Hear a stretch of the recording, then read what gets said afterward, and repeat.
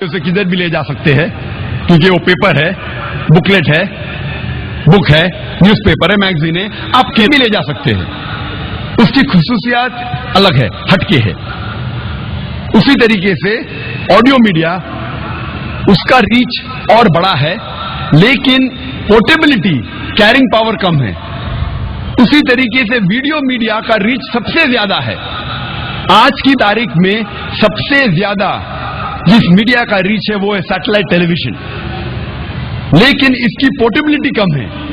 इसको कोई आदमी लेने जा सकता है, लेकिन जिस तरीके से साइंस और टेक्नोलॉजी बढ़ रही है, आज ऑडियो मीडिया को भी आप ले जा सकते हैं अपने साथ, आप वीडियो मीडिया को भी साथ में ले जा सकते। आजकल आप मोबाइल फोन पे भी वीडियो देख सकते। जिस तरीके से टेक्नोलॉजी बढ़ रही है, ये जो फर्क है पोर्टेबिलिटी का, ये चारों मीडिया में कम होता जा रहा है। लेकिन आज की तारीख में सबसे ज्यादा जो रीच है कोई मीडिया का, वो है सैटेलाइट टेलीविजन चैनल। आज हम देख रहे हैं कि इंटरनेशनल मीडिया में, चाहे वो ऑडियो मीडिया हो, प्रिंट मीडिया हो, वीडियो मीडिया हो, इंफॉर्मेशन टेक्नोलॉजी हो, चाहे न्यूज़पेपर्स हो, मैगजीन्स हो, जर्नल्स हो, बुक्स हो, टेलीविजन सैटेलाइट चैनल्स हो, इंटरनेट हो, हम देख रहे हैं देयर इज विरुलेंट प्रोपेगेंडा। ये इंटरनेशनल मीडिया इस्लाम के खिलाफ प्रोपेगेंडा कर रही है। ये इंटरनेशनल मीडिया इस्लाम के बारे में गलत फहमी फैला रही है। ये इंटरनेशनल मीडिया हर रोज इस्लाम के बारे में गलत मालूमात फैला रही है, और इसीलिए हम देख रहे हैं कि इंटरनेशनल मीडिया, उसकी पूरी कोशिश है, वो अपनी पूरी ताकत लगा रही है इस्लाम के खिलाफ। और ये इंटरनेशनल मीडिया कई स्ट्रैटेजीज इस्तेमाल करता है। सबसे पहली स्ट्रैटेजी या सबसे पहला तरीका, ये media, they pick up the black sheep of the Muslim community and they portray as though the exemplary Muslims. ये इंटरनेशनल मीडिया जो चंद भटके हुए मुसलमान हैं, उनको लेकर मीडिया के सामने ऐसा पेश कर रहा है कि ये मुसलमान की मिसाल है, ये आम मुसलमान है।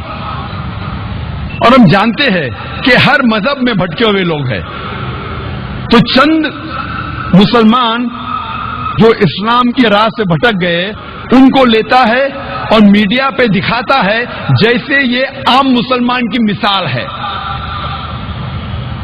मिसाल के तौर पे, अगर एक लेटेस्ट मर्सिडीज कार मार्केट में आती है, 500 SEL 2008 मॉडल, और आपको जानना है कि मर्सिडीज कार कितनी अच्छी है, और अगर आप इस मर्सिडीज कार के स्टीयरिंग व्हील के पीछे एक ऐसे इंसान को बिठाते हैं जो ड्राइविंग नहीं जानता है, और वो गाड़ी को ठोकता है, गाड़ी का एक्सीडेंट करता है, मैं आपसे पूछना चाहता हूं, आप किसको दोषी ठहराएंगे, गाड़ी को या ड्राइवर को?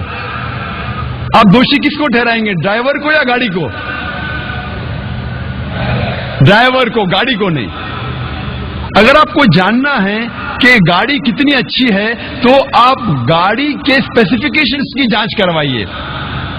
उसकी स्पीड क्या है, उस गाड़ी के गियर रेशो क्या है, उस गाड़ी के सेफ्टी मेजर्स क्या है, उस गाड़ी का ब्रेक सिस्टम कैसा है, उस गाड़ी का एवरेज क्या है। अगर आपको जानना है गाड़ी कितनी अच्छी है, तो गाड़ी की तहकीक कीजिए, ड्राइवर को मत देखिए।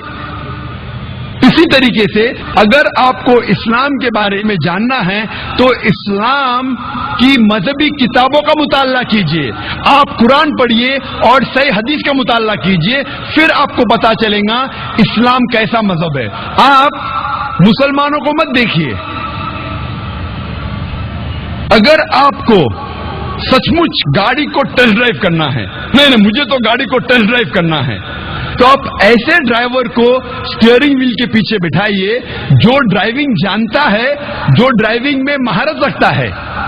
اگر آپ کو سچ مچ اسلام کے بارے میں جاننا ہے اور کوئی مسلمان کو دیکھنا ہے تو سب سے بہترین مسلمان کی مثال ہے ہمارے آخری پیغمبر محمد صلی اللہ علیہ وسلم. آپ محمد صلی اللہ علیہ وسلم کی سیرت پڑھیے، آپ ان کی مثال کو دیکھیے، تب آپ کو پتا چلے گا اسلام کتنا بہترین مذہب ہے. دوسری اسٹریٹجی جو انٹرنیشنل میڈیا استعمال کرتی ہے اسلام کو بدنام کرنے کے لیے کہ وہ کئی بار قرآن یا حدیث کوٹ کرتی ہے، قرآن کی آیتوں کا حوالہ دیتی ہے بالکل آؤٹ آف کانٹیکسٹ. اور ایک آیت جو اکثر میڈیا میں بار بار دہرائی جاتی ہے وہ ہے سورہ توبہ کی آیت، سورہ نمبر 9 آیت نمبر 5، جس میں میڈیا کہتی ہے، اس میں لکھا ہے کہ جہاں بھی آپ کافروں کو پاؤ وہاں ان کا قتل کرو. اور جب آپ قرآن مجید کھولیں گے اور دیکھیں گے سورہ توبہ سورہ نمبر 9 آیت نمبر 5، اس میں برابر یہی لکھا ہے کہ جہاں بھی آپ کافروں کو پاؤ وہاں ان کا قتل کرو. لیکن یہ آیت آؤٹ آف کانٹیکسٹ ہے، پس منظر کے خلاف ہے. آپ جاننا چاہتے ہیں قرآن کا پیغام کیا ہے، آپ کو پس منظر کو پڑھنا پڑے گا. You have to read in context. اور جب کانٹیکسٹ پڑھتے ہیں سورہ توبہ سورہ نمبر 9 آیت نمبر 1 سے پڑھتے ہیں، ہمیں پتا لگتا ہے کہ ایک صلح تھی مسلمان اور مکہ کے مشرکین کے بیچ، اور یہ صلح ایک طرفہ مکہ کے مشرکین نے توڑ دی تھی.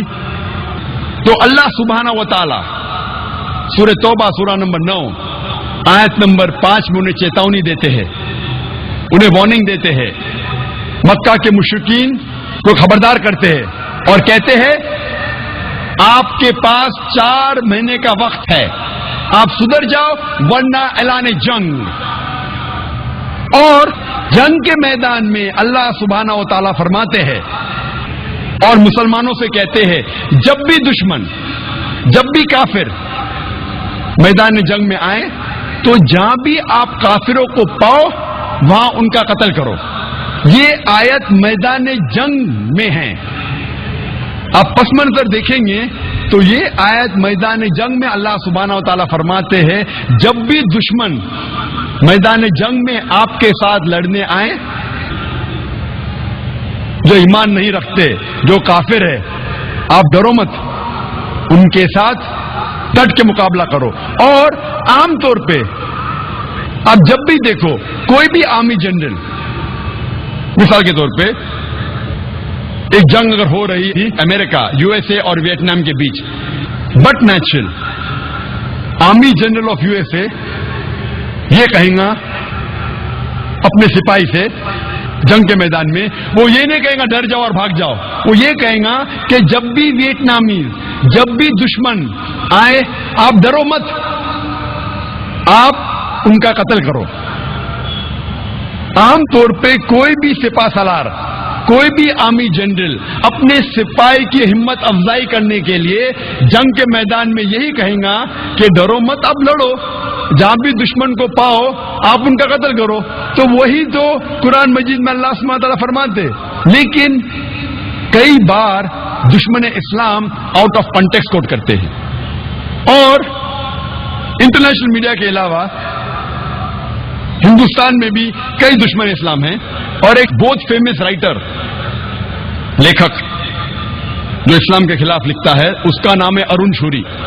وہ یہی آیت کا حوالہ دیتا ہے اپنی کتاب ورلڈ آف فتواز میں، اور کہتا ہے قرآن میں لکھا ہے سورہ توبہ سورہ نمبر 9 آیت نمبر 5 میں، جہاں بھی کافروں کو آپ پاؤ، بریکٹس میں وہ کہنا چاہتا ہے ہندو، جہاں بھی آپ کافروں کو پاؤ وہاں ان کا قتل کرو. میں پوچھتا ہوں کیا اتنے ہندو یہاں رہ رہے ہیں، کیا عام طور پہ مسلمان ہندو کا قتل کرتا ہے؟ اور ورس نمبر 5 کے بعد ارون شوری چھلانگ مارتا ہے ورس نمبر 7 پہ. کیوں؟ کیونکہ ورس نمبر 6 میں اس کی بیماری کا علاج ہے.